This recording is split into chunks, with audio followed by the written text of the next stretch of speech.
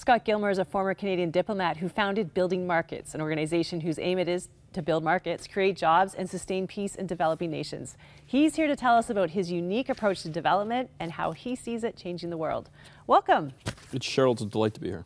You know, I originally contacted you because of a column that you wrote in Maclean's, because you're a Maclean's columnist, and you always write such fascinating columns. But digging into your story a little bit, I learned about your organization. We're going to talk a little bit about that. Okay. But let's talk about how you got into this kind of development that you do. Okay. You were working with the UN peacekeeping mission in East Timor.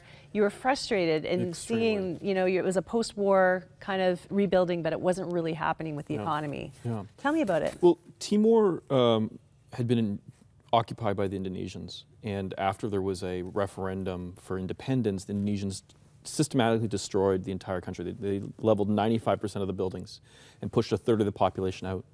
And so the UN came in and set up a peacekeeping mission, but they also began to rebuild the state itself and try to create a country. And I had a very unique job where, among other things, I was responsible for economic security, and I had a large budget, and the organization had a very large budget. And we seemed to have no impact on reducing poverty around us. It was one of the poorest countries in Asia at that time. And I would be very frustrated. At the end of every day, I would walk home and I would have achieved absolutely nothing in my day job. And I would see the poverty around me, and I would marvel at the fact that we had a budget that was larger than the GDP of the country, and yet 50% unemployment. But when I would get back to my house, I began to witness day by day a gradual miracle, which was that my landlord, a man named Senior Anthony, who'd lost family members in the fighting, he'd lost his business, his house had been burnt down, and all he was left with was 4 walls. So he whitewashed them, he put a tin roof on it, and he rented it out to me for $500 a month. And what he did with that money was amazing. I would come home every day, and I would see that he had hired some local boys to help him drag the carcass of a burnt-out bus into the front yard. And the next week, he would be putting some tires on that bus, and then he would use my next rent check to purchase a new motor for it. And so after a year of being in Timor and working for the UN, I achieved nothing in my day job. But my rent checks led to the creation of the largest busing company in Dili that had created this little island of prosperity in what was otherwise a sea of despair. And I began to realize that we, the international community, the Western community, when we go into places like Timor, we have a very, very bad track record for fighting poverty. And one of the reasons we do is because we forget about people like Senior Anthony. We try to create jobs and fight poverty through NGOs and strategy frameworks and conferences and capacity building. But we forget about the fact that 86% of the jobs, whether it's in Canada or Brazil or Timor or Nigeria, around the world, 86% of new jobs are created by small and medium-sized enterprises, by entrepreneurs like Senior Anthony. I love that because, you know, when I travel in the developing world, I find myself constantly in awe of the things I see around me, the entrepreneurial ability, the ideas they come up with, the way they solve their problems. You know, you see a guy going by with a bike with the most incredible amount of things on it, pipes, like you just never know what you're going to see. I actually have a picture, one of my favorite things I've seen, which is a hut in Africa, and he turned it into a hotel. It's like a really pretty little hotel, actually. You can see it right there. That's fantastic. You know, and I just was like, these people work so hard.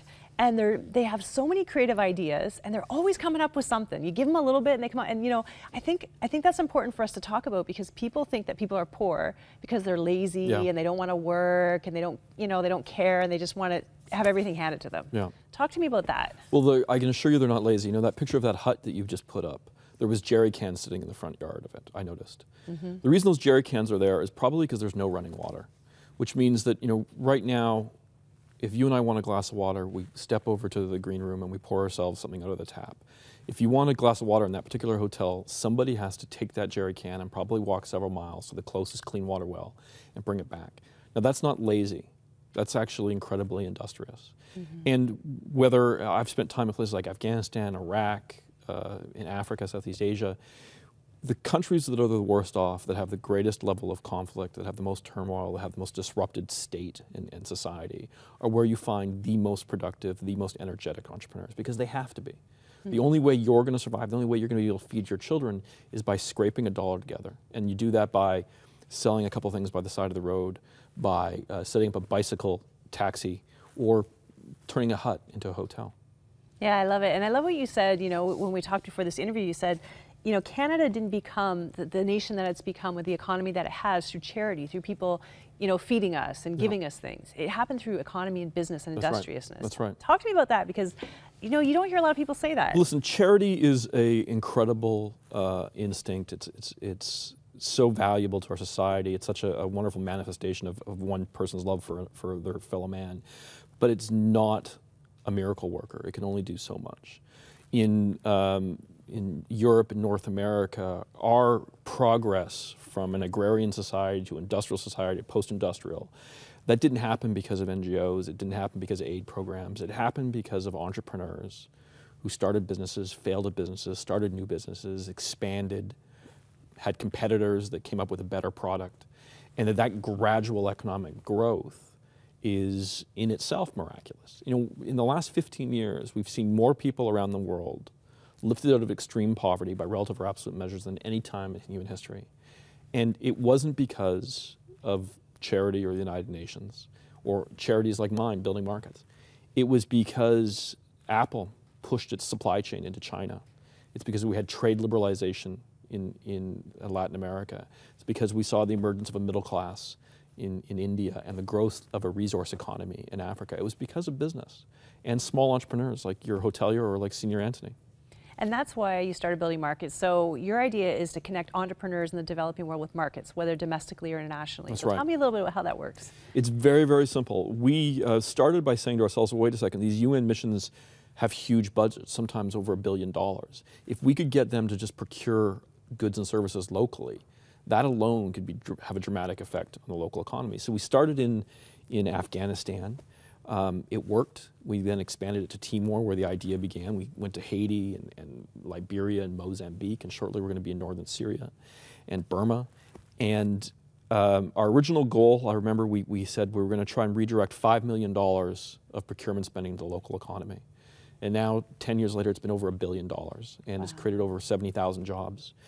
And in the process, we began to recognize that it isn't just aid procurement that can help these local economies. It could be Apple, like I mentioned, helping them to localize their supply chain, or large resource companies in Africa.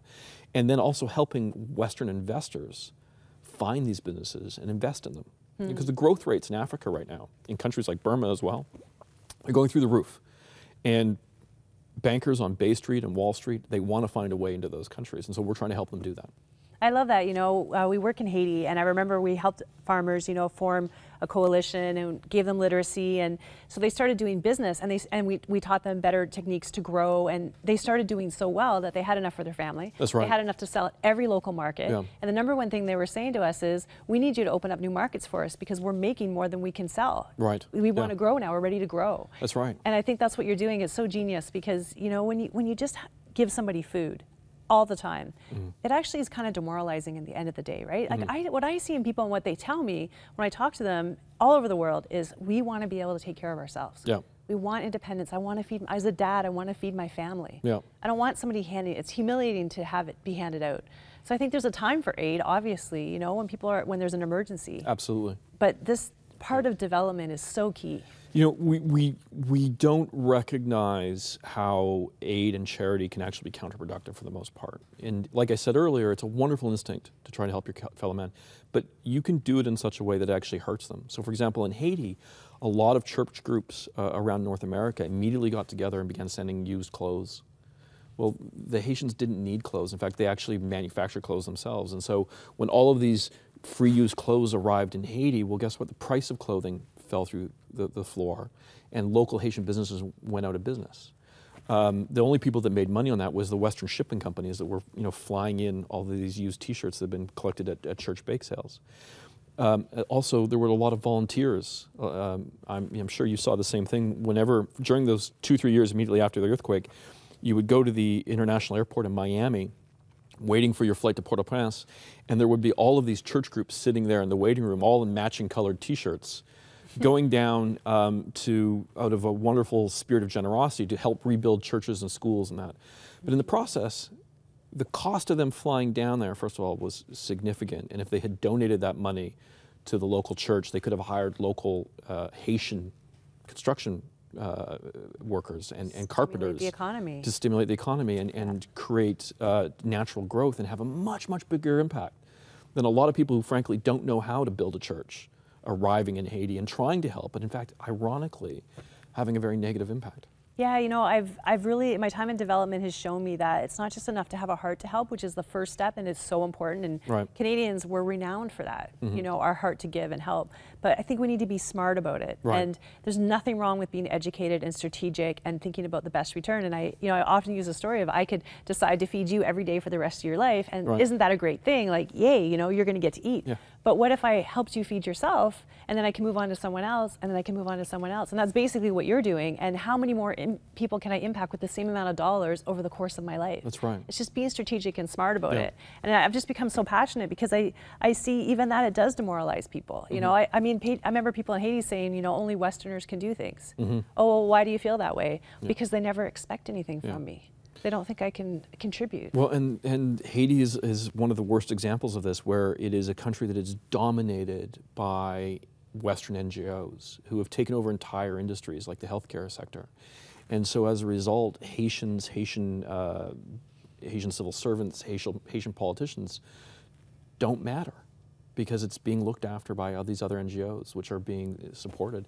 And so it is, ironically, like I said, it's a manifestation of a wonderful, generous instinct, but ironically, it can be very, very negative. Yeah, you know, we have to look at the big picture. We have to be smart about it. And there are organizations that are doing it. I mean, right here, our Crossroads Relief and Development, that's why I'm so passionate about it, because sustainable development is a key foundation of everything we do. Right. We want to go, we want to empower people, and we want to leave. Right. You know, not create a culture of dependency. And that's why you started building markets. You know, you're there to help business and entrepreneurs grow and have access to new markets. And so I think I see a shift happening all over the world in development and a change in thinking. I think it's so important. Absolutely. You know, a great example of this shift is Bob Geldof. So Bob Geldof, everyone will remember, after the famine in Ethiopia launched Band-Aid, and they sang a song and they raised a ton of money and they sent it off to Ethiopia. Well, Bob Geldof now spends most of his time raising money for a hedge fund that he's an owner of, because he's recognized that a far, far better way to help Haiti is not to throw money at it, but to invest your money in it. To find Ethiopian businesses, I might have said Haiti earlier, but Ethiopian businesses that are succeeding, to give them money to grow so they can employ more Ethiopians, so they can grow and they can pay taxes and they can help build the state, which can build the schools and build the hospitals. And you can do that with the most unlikely of partners. You know, plutocrats sitting in places like Wall Street and London, who want to make a great deal of money and realize they can make it in a place like Ethiopia and do good things at the same time. Yeah, see, I know that shift's happening everywhere. It's so important. Thank you so much for all you're doing to make a difference, and thanks for coming here to talk to us. Cheryl, it was my pleasure. Thank you for inviting me. Appreciate it. Stay with us. We'll be right back.